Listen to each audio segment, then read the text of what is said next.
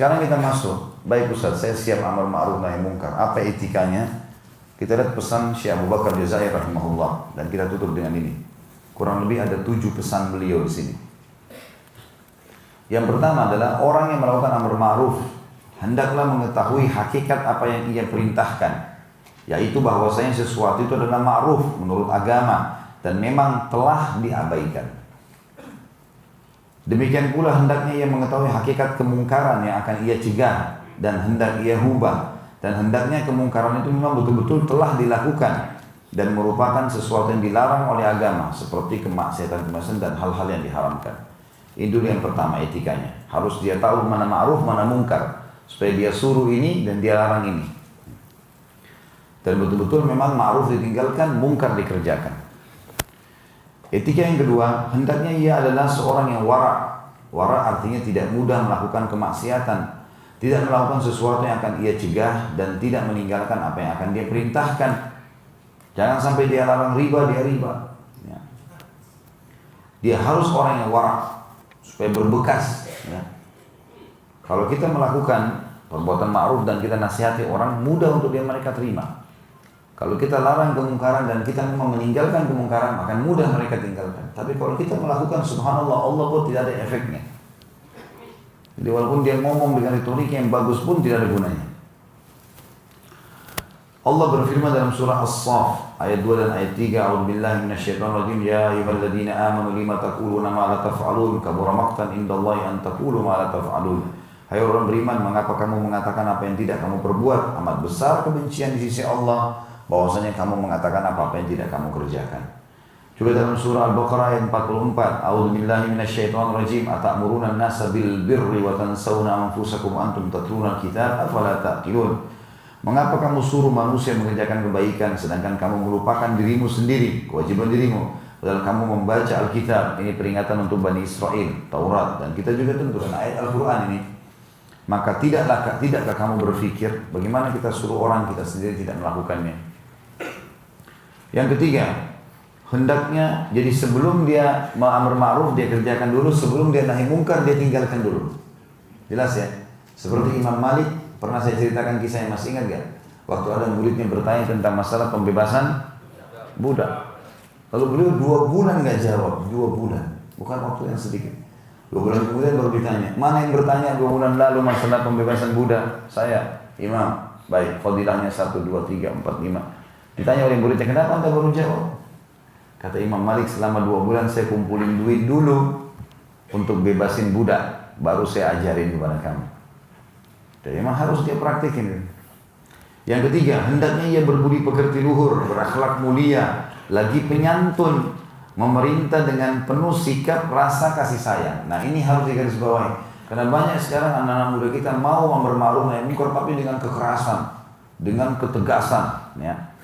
Perhatikan di sini sikapnya penuh kasih sayang dan melarang atau mencegah dengan sikap lembut, tidak tersinggung jika ia harus mendapat perlakuan yang kurang baik atau tidak baik dari orang yang ia cegah berbuat mungkar, misal ditolak apa yang dia sampaikan dari dakwanya, dan tidak marah jika disakiti oleh orang yang ia ajak untuk berbuat yang ma'ruf, akan tapi selalu bersabar, memaafkan dan berlapang dada, sebagaimana firman Allah SWT dalam surah Luqman ayat 17.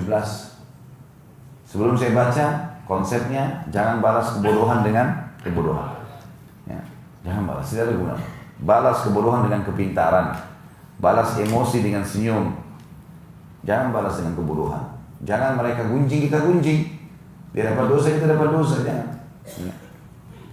Allah berfirman, Luqman ayat 17, A'udzubillahi minasyaitonir rajim, wa'mur bil ma'ruf wanha 'anil munkar wasbir 'ala ma asabak. Inna dzalika min azmil umur. Suruh manusia mengerjakan yang baik, cegah mereka dari perbuatan mungkar dan bersabarlah terhadap apa yang menimpamu. Kalau dalam amar ma'ruf nahi munkar ada hal-hal yang membuat kau tidak suka, sabar, ada pahalanya. Sesungguhnya yang demikian termasuk hal-hal yang diwajibkan oleh Allah. Yang keempat, etikanya hendaknya tidak mengenali kemungkaran yang ada dengan cara memata-matai. Sebab untuk mengetahui kemungkaran itu tidak layak dengan cara memata-matai atau mengintip ke rumah-rumah orang atau membuka pakaian orang lain untuk melihat apa yang ada di baliknya atau membongkar tutup untuk mengetahui apa yang ada dalam bejana. Yang demikian itu karena agama kita memerintahkan agar kita menutup aurat orang lain dan melarang kita mencari-cari dan memata-matai, sebagaimana firman Allah dalam surah Al-Hujurat, A'udzubillahi minasyaitonirrajim wa la tajassasu. Jangan kalian saling memata-matai. Jangan ambil tugasnya malaikat. Malaikat sudah ditugaskan. Tidak usah ambil tugasnya. Dalam sebuah hadis Bukhari nomor 6064 kata Nabi SAW, la tajassasu. Jangan sengaja mencari-cari aib orang lain. Jangan memata-matai, nggak boleh. Ada orang bertamu di ruang tamunya orang, begitu tuan rumahnya masuk, intip-intip ke dalam. Mau tahu orang itu kemana, kamar mandinya bagaimana, segala macam. Masuk, periksa-periksa orang punya. Nggak boleh. Atau jadi tamu di rumah orang nginap. Udah, ini ranjang, ini kamar mandi, ya sudah, bolak-balik situ saja. Nggak usah cek-cek lagi. Ya. Dalam hadis yang lain riwayat Muslim nomor 2699 kata Nabi SAW, man satara musliman satarahullahu fid dunya wal akhirah. Barang siapa menutupi atau merahasiakan aib seorang muslim, niscaya Allah menutupi aibnya di dunia dan di akhirat. Jadi bukan malah kita disuruh expose. Orang itu tetangga saya sudah nasihatin tuh, tahu nggak dia nggak sholat tuh. Loh, ini maunya amar ma'ruf nahi munkar atau memang sengaja mau menyebarkan aibnya orang? Beda ya. Malah dia sekarang yang perlu di nahi munkar. Sebarin aibnya orang. Tutupin aib itu. Ya. Nomor 5, etikanya. Sebelum memerintah orang yang akan diperintah, hendaknya terlebih dahulu dikenalkan kepadanya yang ma'ruf. Sebab boleh jadi ia meninggalkannya karena tidak mengetahui bahwa yang ia tinggalkan itu adalah merupakan yang ma'ruf.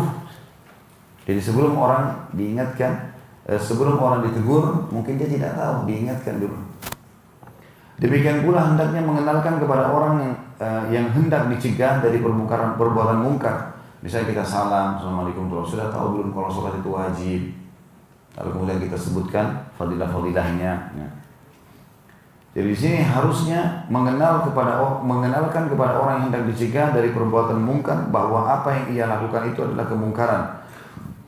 Sebab boleh jadi ia melakukannya karena tidak tahu bahwa perbuatannya itu adalah kemungkaran. Imam Abu Hanifah teman-teman, salah satu imam mazhab, itu mulai belajar agama di umur 30-35 tahun. 35 tahun, belum ada ilmu agamanya pada saat itu. Gara-gara apa? Dia masuk masjid, sholatnya salah, keliru, tidak sesuai dengan sunnah Nabi. Ada orang di sebelahnya ingatkan, "Hai saudara, tadi sholatmu salah. Mestinya sholat itu begini, jelas sama dia." Kata Abu Hanifah, saya jadi malu. Orang yang ingatkan lebih mudah. Umur saya sudah berapa sekarang? Semenjak hari itu belajar agama, sampai hafal 30 juz Al-Quran, sampai hafal 500.000 hadis. Karena orang jadi imam mazhab harus minimal 500.000 hadis hafalannya. Itu pun dengan sanad-sanadnya ya. Fulan bin Fulan, dari Fulan, dari Fulan, dari Fulan, harus tahu orang-orangnya. Lengkap 500.000. Antum sudah hafal berapa? Hah? Bujang-bujang cuma tahu senyum saja. Belum ada istri harus banyak hafalan mestinya. Karena tidak sibuk di rumah. Jadi di sini Imam Abu Hanifah belajar, akhirnya menjadi imam mazhab. Apa kata para ulama menanggapi? Semua pahalanya, dan ini sekarang Imam Abu Hanifah mazhabnya diterapkan di Turki ya. Di Turki, diterapkan di Eropa secara umum. Berapa juta umat Islam ikuti mazhabnya Abu Hanifah rahimahullah. Kata para ulama, yang mengingatkan salah sholatnya Imam Abu Hanifah di masjid awal panen pahala Abu Hanifah. Padahal dia tidak berpikir sampai ke sana. Bisa saja orang yang sedang kita ingatkan kebaikan itu ternyata jadi ulama besar nanti, kita nggak tahu. Allahu a'lam, bisa saja jadi. Gitu kan. Yang keenam, hendaknya menyuruh atau memerintah dan mencegah dengan cara yang baik. Lalu jika orang yang dimaksud tidak juga mengerjakan yang ma'ruf dan tidak mau meninggalkan kemungkaran, maka hendaklah ia diberi nasihat dengan sesuatu yang dapat membuat hatinya lunak, seperti dengan cara menyebutkan dalil-dalil targhib dan tarhib. Targhib artinya janji. Saya sebutkan kebaikan-kebaikan, fadilah-fadilah sholat, fadilah sedekah. Dia tidak mau baru masuk ke tarhib. Tarhib itu ancaman. Jadi jangan mulai menasihati orang dengan ancaman dulu. Jangan bilang kalau kau tidak sholat dibakar di neraka. Itu namanya tarhib, ancaman. Sebelum itu sebutkan dulu hadis. Sudah tahu belum hadisnya? Kata Nabi SAW, bagaimana kalau di depan rumah kalian ada kali yang luas, sungai, airnya deras, kalian mandi sehari 5 kali. Apakah tertinggal kotoran di badan kalian? Kata para sahabat, tidak ada ya Rasulullah. Kata Nabi SAW, itu perumpamaan 5 waktu sholat, membersihkan dosa-dosa kalian. Seperti mandi di sungai. Satu hadis, dua hadis, tiga hadis, semuanya berhubungan dengan masalah targhib, menarik orang untuk mau mengerjakan. Sebutkan fadilah. Kalau nolak baru pindah ke targhib, baru pindah ke ancaman. Lalu dikatakan yang selanjutnya teman-teman sekalian, lalu jika tetap juga tidak mau setelah itu, tidak ada perubahan, hendaknya menasihatinya dengan ungkapan-ungkapan yang mencela dan keras. Saya akan laporkan kalau tetap dibuat curian ini misalnya. Ya. Jika tidak ada perubahan juga, maka hendaknya merubahnya dengan tangan kekuatan yang jika tidak mampu melakukannya, hendaknya meminta bantuan kepada pemerintah atau petugas yang berwenang atau saudara-saudara yang lain. Yang terakhir, yang ketujuh etikanya, jika tidak mampu merubah kemungkaran dengan tangan sendiri atau dengan lisan karena khawatir terhadap diri, harta dan kehormatannya, sedangkan dia tidak mampu untuk bersabar atas kemungkaran buruk yang akan melimpahnya, kemungkinan buruk yang akan melimpahnya, maka cukuplah mengingkari kemungkaran tersebut dengan hati saja. Karena Nabi SAW memberikan keringanan dalam hadis Muslim, man ra'a minkum munkaran falyughayyirhu biyadihi fa in lam yastati' fa bilisanihi fa in lam yastati' fa biqalbihi. Barang siapa melihat kemungkaran, maka hendaklah ia ubah dengan tangannya, kalau tidak mampu maka dengan lisannya, kalau tidak mampu maka dengan hatinya.